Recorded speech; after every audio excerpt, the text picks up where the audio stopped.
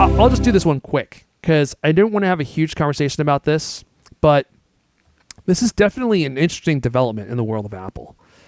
There are plans in place in the EU to force iMessage to work with WhatsApp and other messaging apps.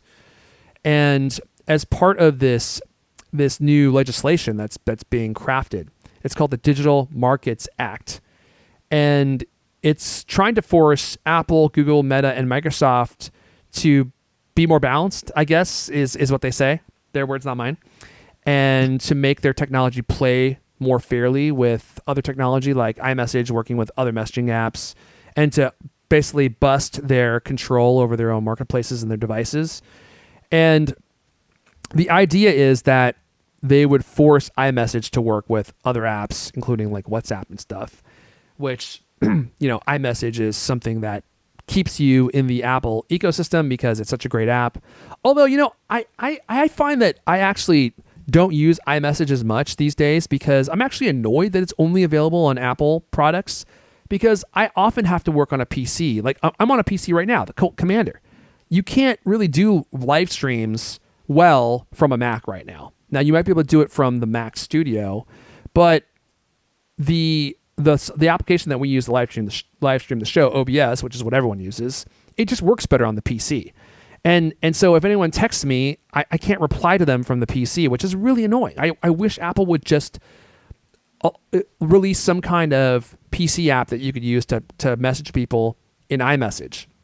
Maybe not Android, screw those guys. But at least PC, right? Jeez. Like, I don't think that's that odd. I mean, they're including new features, iCloud features on the PC. In fact, they have an iCloud password manager now on the PC, which works great.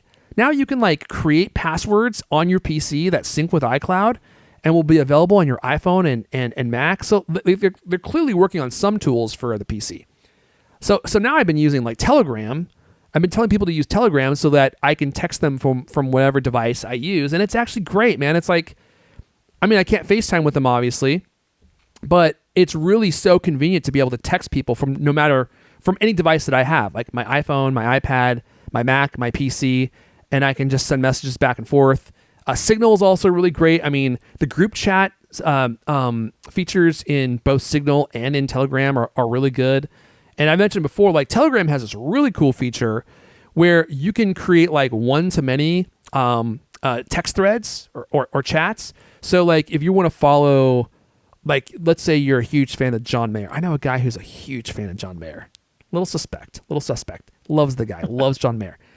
John Mayer could start his own Telegram channel. In fact, maybe he has one. And he could just send messages out to everyone who follows him. Now, they can't chat back, they can't chat with each other, but they can get messages from John Mayer. Like, that's actually kind of useful. I mean, not if you're wanting stuff from John Mayer. I mean, I don't really want anything from John Mayer.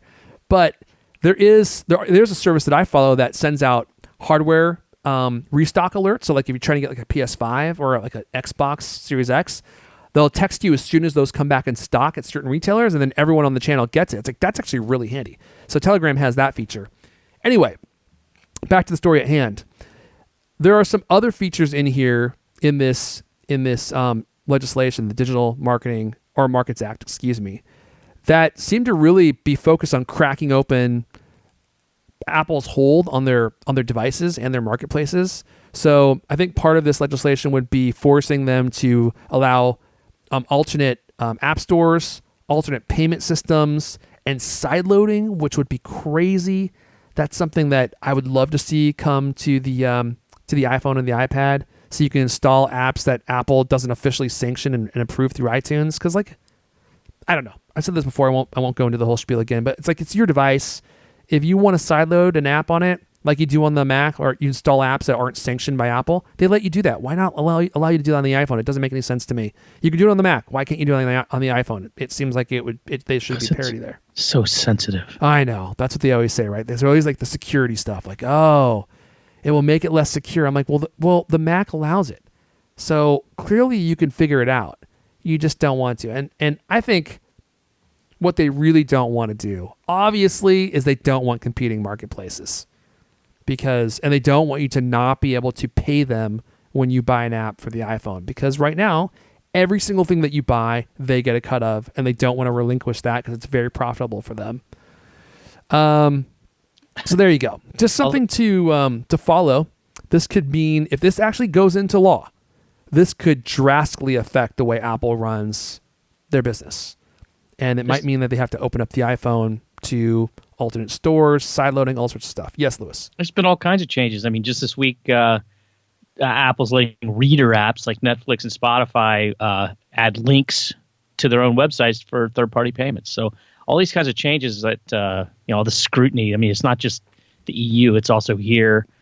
All these governments are looking at Apple's business and just kind of trying to figure out ways to make them open things up.